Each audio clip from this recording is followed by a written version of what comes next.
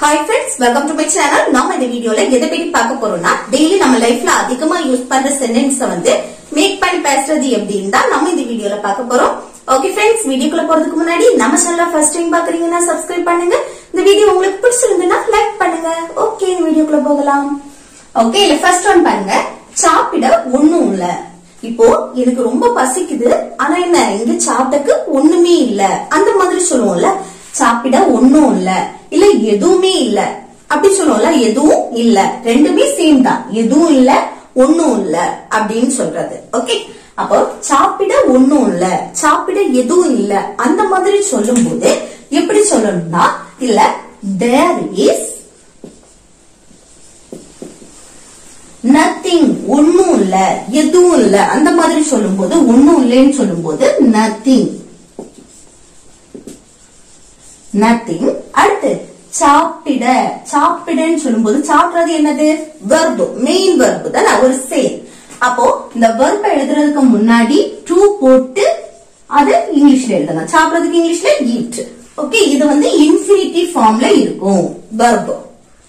இல்ல there is, இது எதுக்கு யூஸ் பண்றோம்? இங்க வந்து தேர்ங்கிறது என்னது? ஒரு டம்மி சப்ஜெக்ட். தேர்ங்கிறது சப்ஜெக்டா வரும்போது அது ஒரு டம்மி சப்ஜெக்ட். இப்போ சாப்பிட ஒண்ணும் இல்ல அப்படின்னு சொல்றோம். பொதுவா ஒண்ணு இருக்கு இல்ல இல்ல அப்படின்னு சொல்ற இடத்துல பொதுவானது. இப்போ என்கிட்ட, இங்க பாருங்க, என்கிட்ட எதுவும் இல்ல இந்த மாதிரி சொல்லும் போது நம்ம தேர் யூஸ் பண்ணக்கூடாது.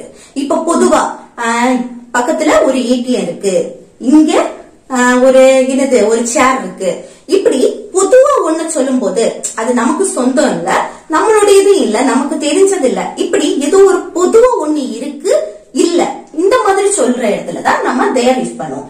இப்ப பாருங்க, சாப்பிட ஒண்ணும் இல்ல அப்படின்னு சொல்றேன். அப்ப சாப்பிட ஒண்ணும் இல்ல, அந்த இல்லை இருக்கு இல்ல இந்த மாதிரி சொல்லும் போது நம்ம தேர் யூஸ் பண்ணுவோம். அதுவும் பொதுவானது ஒண்ணு சொல்லும் போது. ஓகே, அப்போ there is nothing to eat.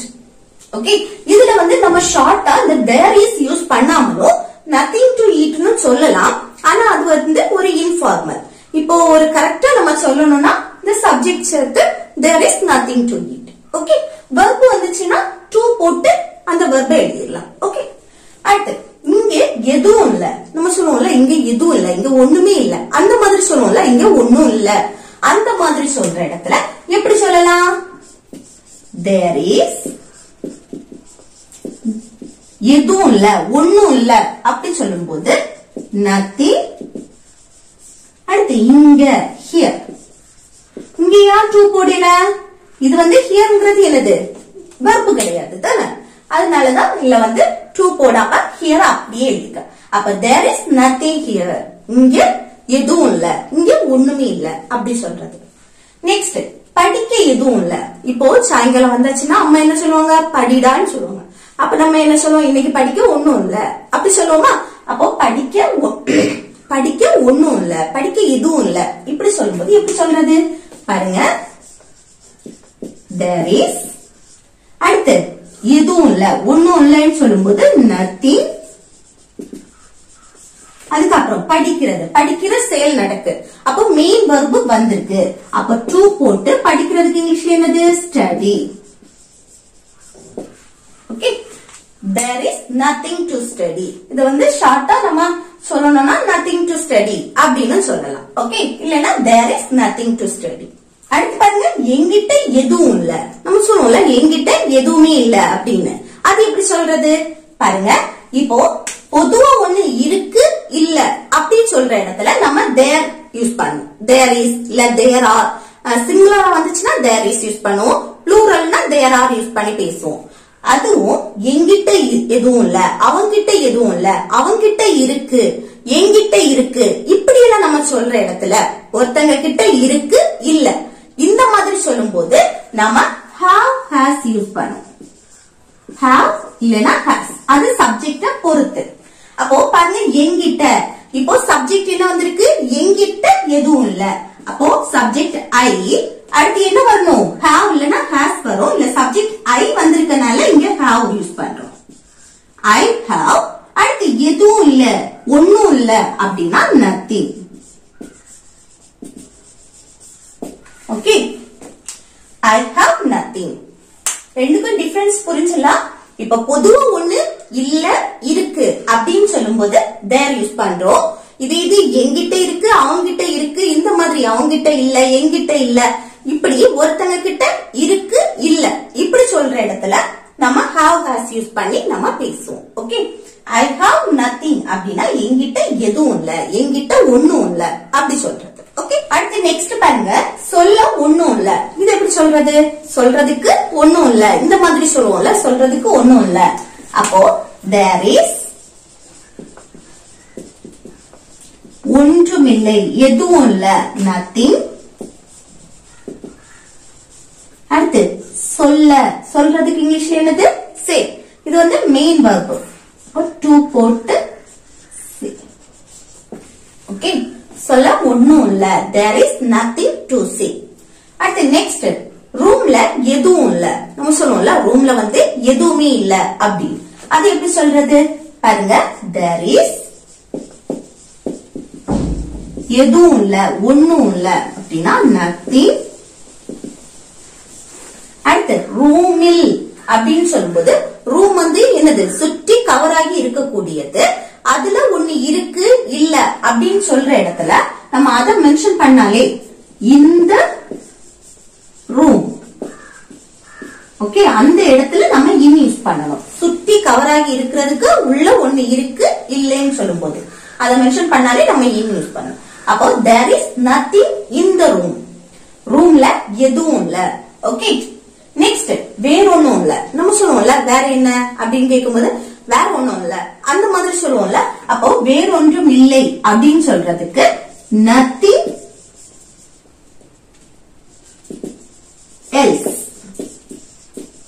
Okay, வேற ஒண்ணும் இல்ல சொல்றதுக்கு வேற ஒண்ணும் இல்ல. அப்போ nothing else. அடுத்து இங்க பார்க்க ஒண்ணும் இல்ல. நம்ம சொல்லுவோம்ல இங்க பாக்குறபடி எதுவும் இல்ல அப்படின்னு. அப்போ இங்க பார்க்க ஒண்ணும் இல்ல அப்படின்னா there is.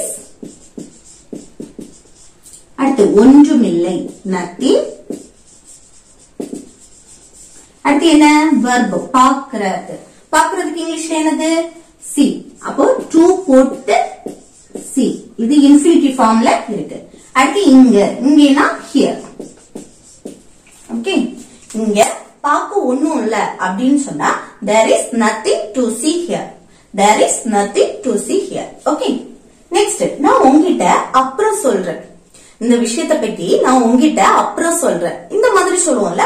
அப்ப நான் உங்ககிட்ட அப்புறம் சொல்றேன் அப்படின்னு சொல்லும்போது எப்படி சொல்லலாம் பாருங்க, அப்புறம் சொல்றேன் பிறகு சொல்றேன். ஓகே, அப்போ ஃபியூச்சர்ல நடக்கக்கூடியது இன்னும் சொல்லல, இனிமேல் தான் நம்ம சொல்ல போறோம். அப்போ ஃபியூச்சரை மெயின் பண்ணி நம்ம பேசுறோம். அப்ப இதை எப்படி சொல்லலாம் பாருங்க, ஃபர்ஸ்ட் சப்ஜெக்ட் நான் ஐ. அப்போ ஃபியூச்சரை மெயின் பண்ணி பேசும்போது will போடுறோம். I will. அடுத்து என்ன போடணும்? verb.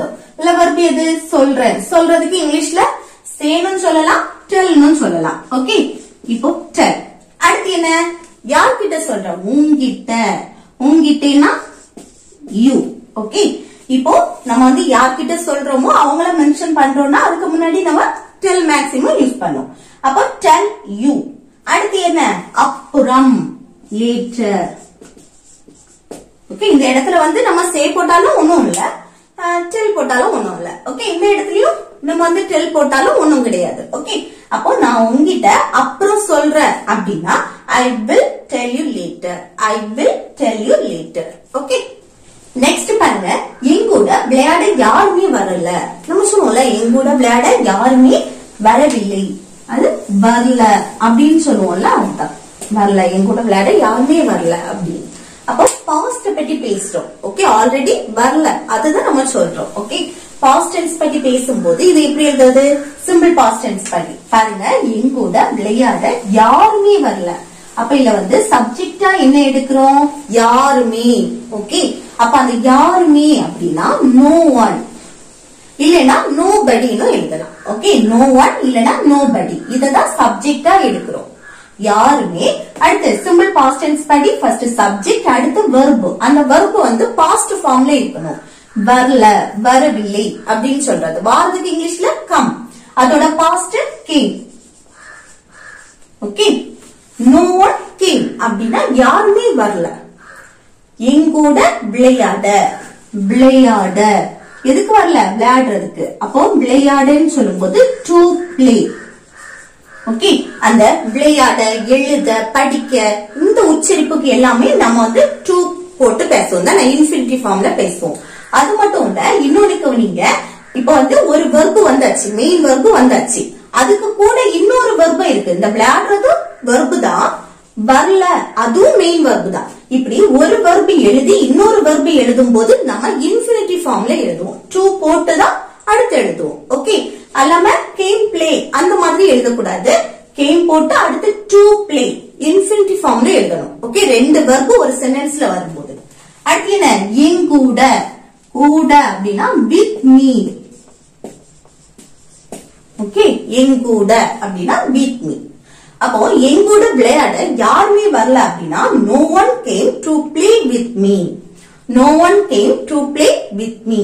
ஓகே, நெக்ஸ்ட், நாங்க இந்த வீட்டை போன வருஷம் கட்டணும். நம்ம சொல்லுவோம்ல, நாங்க வந்து இந்த வீட்டை வந்து போன வருஷம் கட்டணும் அப்படின்னு. அது எப்படி சொல்றது?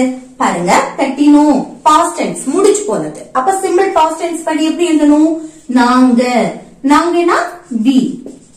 தண்ணியும் தன் கூட இருக்கிறவங்களையும் சேர்த்து பேசும்போது நாங்கன்னு சொல்லுவோம். அப்போ we. ஓகே, அடுத்து என்ன வரணும்? இது பாஸ்ட் டென்ஸ் ஃபார்ம்ல எழுதுறோம். அப்போ verb வந்து பாஸ்ட் ஃபார்ம்ல வரும். கட்டினோம், இதுதான் verb. ஓகே, கட்டுறதுக்கு இங்கிலீஷ்ல என்னது? built. அதோட பாஸ்ட் built. Okay, built. அடுத்து எதை கட்டணும்? இந்த வீட்டை. அப்ப this house. This house எப்போ? போன வருஷம், last year.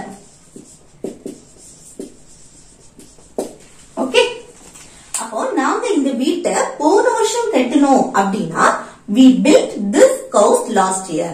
We built this house last year. Okay, next, ஏன்னு எனக்கு தெரியல. நம்ம வந்து ஏதாவது ஒண்ணு, இப்போ அவ ஏன் வரல, ஏன்னு எனக்கு தெரியல, அவ ஏன் பேசல, ஏன்னு எனக்கு தெரியல, இந்த மாதிரி சொல்லுவோம்ல, ஏன்னு எனக்கு தெரியல. அப்படி எப்படி சொல்றது? ஏன்னு எனக்கு தெரியல. அப்ப எனக்கு தெரியலன்னு வந்தாலே எனக்கு தெரியும், எனக்கு தெரியல இப்படி எல்லாம் வந்தாச்சுன்னா அதுதான் நம்ம ஃபர்ஸ்ட் எழுதுவோம் தானே. எனக்கு தெரியல, ஐ டோன்ட் நோ. இது வந்து நெகட்டிவ்ல சொல்றோம் தானே. ஐ டோன்ட் நோ இது எல்லாருக்கும் தெரியும் தானே. எனக்கு தெரியும் அப்படின்னா ஐ நோ, எனக்கு தெரியல அப்படின்னா ஐ டோன்ட் நோ தானே. அப்ப ஐ டோன்ட் நோ. அடுத்து ஏன்னு, ஏன், ஒய், அவ்வளவுதான். ஓகே, ஏன்னு எனக்கு தெரியல, I don't know Y. I don't know Y. Next, எங்கன்னு எனக்கு தெரியல. அவ எங்க போனா, எங்கன்னு எனக்கு தெரியல அப்படி சொல்லுவோம்ல. எங்கன்னு எனக்கு தெரியல, அவ சொல்லிட்டு போகல அப்படி. அப்போ எங்கன்னு எனக்கு தெரியல. அப்ப எனக்கு தெரியலன்னா ஐ டோன்ட் நோ. எங்கன்னு அப்போ where. Okay, where. அப்போ எங்கன்னு எனக்கு தெரியல அப்படின்னா I don't know where. Okay, next பாருங்க, என்னன்னு எனக்கு தெரியல. இது எப்படி சொல்றது? எனக்கு தெரியல அப்படின்னா ஐ டோன்ட் நோ.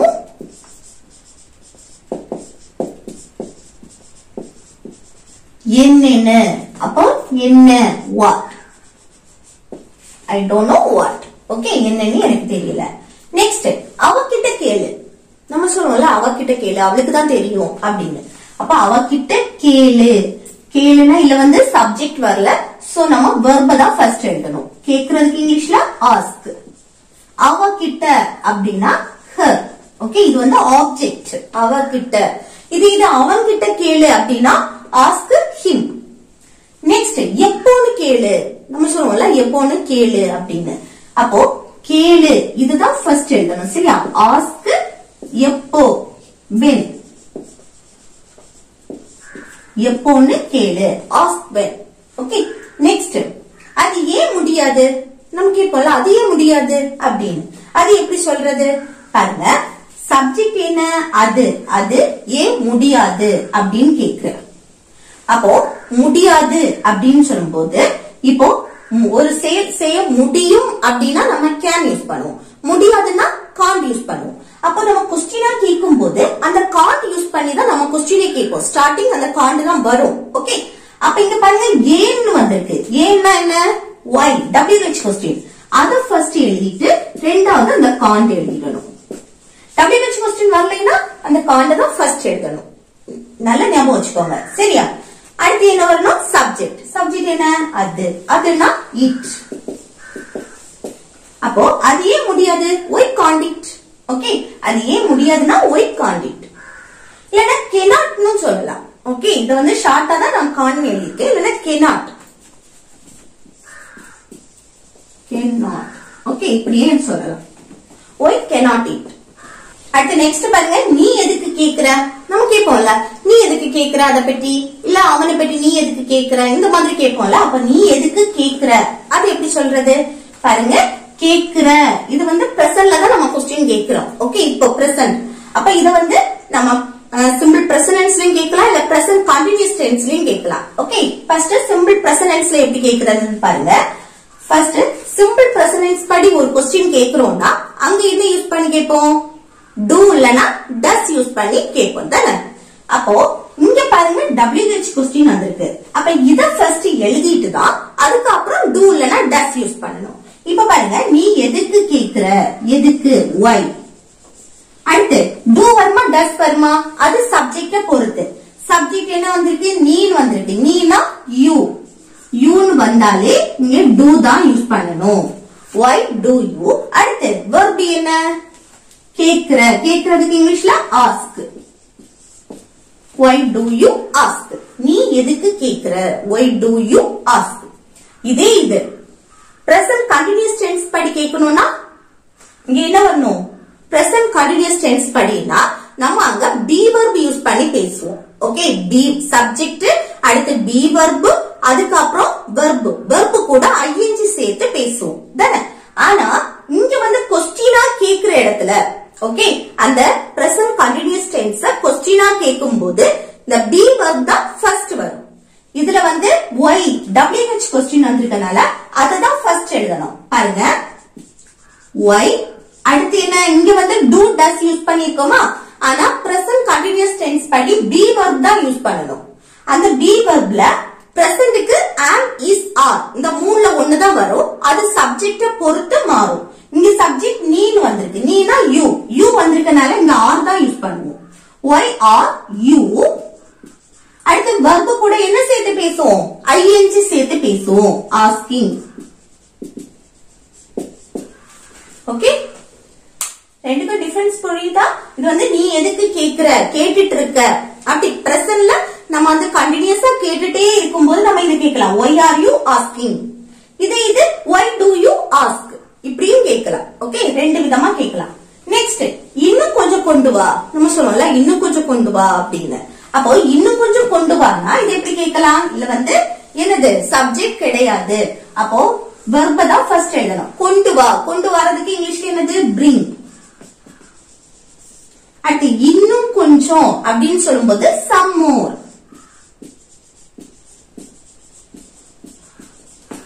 ஓகே, இன்னும் கொஞ்சம் கொண்டு வா அப்படின்னா bring some more. Okay, bring some more. Next பாருங்க, இந்த ரெண்டுமே ஹோம்வொர்க். எப்படின்னு எனக்கு தெரியல. இது எப்படி சொல்றது? எப்படின்னு எனக்கு தெரியல. இது எப்படி சொல்றதுன்னு கமெண்ட் பாக்ஸ்ல கமெண்ட் பண்ணுங்க. அடுத்து பாருங்க, எழுத ஒண்ணும் இல்ல. இப்ப அம்மா வந்து ஸ்கூல்ல இருந்து நம்ம வந்து போயிட்டு வந்த பிறகு என்ன சொல்லுவாங்க? முதல்ல படின்னு சொல்லுவாங்க. அதுக்கு அடுத்து என்ன? எழுத ஏதாவது இருந்துன்னா எழுது அப்படின்னு. அப்ப நம்ம என்ன சொல்லுவோம்? எழுதுறதுக்கு ஒண்ணும் இல்ல. ஹோம்வொர்க் பண்ணுன்னு சொல்லும் போது நம்ம என்ன சொல்லுவோம்? இன்னைக்கு ஹோம்வொர்க்கே கிடையாது.